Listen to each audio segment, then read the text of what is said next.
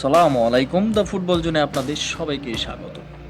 Premier লিগের রবিবার অ্যানফিল্ডে লিভারপুলের বিপক্ষে শ্বাসরুদ্ধকর ম্যাচে নাটকীয় জয় পেয়েছে ম্যানচেস্টার সিটি। এই জয়ে প্রায় 5 বছর পর লিভারপুলের গড়ের মাঠ থেকে 3 পয়েন্ট নিয়ে ফিরল পেপ গার্দিওলার দল। হাই ভোল্টেজ ম্যাচটি নাটক চোরায় পৌঁছায় যোগ করার সময় 3য় মিনিটে পেনাল্টি থেকে গোল করে সিটিকে এগিয়ে দেন আর্লিং হল্যান্ড।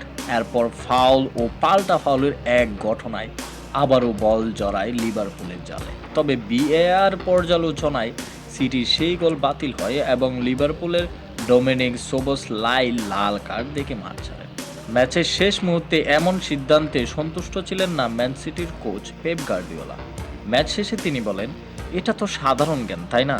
ম্যাচের এমন টানাটানি কতবারই তো হয়, যেখানে রেফারি খেলা চালিয়ে যেতে দেন। গোলটা দিয়ে দিন, খেলা চালু রাখুন এবং সোবোসলাইকে খেলতে দিন, ব্যাস। এই জয়ের ফলে শিরোপার দৌড়ে শক্ত অবস্থান ধরে রাখল ম্যানচেস্টার সিটি। 25 ম্যাচ শেষে তাদের সংগ্রহ 50 পয়েন্ট, যা নিয়ে তারা টেবিলের দ্বিতীয় স্থানে রয়েছে। শীর্ষে থাকা আর্সেনালের সঙ্গে তাদের ব্যবধান এখন 6। ম্যাচ বিশ্লেষণে গার্দিওলা বলেন, প্রথমার্ধটা ছিল অসাধারণ, কিন্তু অনেক সময় আমরা শেষ তৃতীয় অংশে যথেষ্ট সংযত থাকতে পারি না। সঠিক সিদ্ধান্ত নেওয়ার জন্য আমাদের আরও একটু শান্ত থাকা দরকার। তিনি আরও যোগ করেন, অনেক দিন থেকে আমরা এখনও তরুণ দল। দ্বিতীয়ার্ধে জানতাম লিভারপুল আরও চাপ দেবে।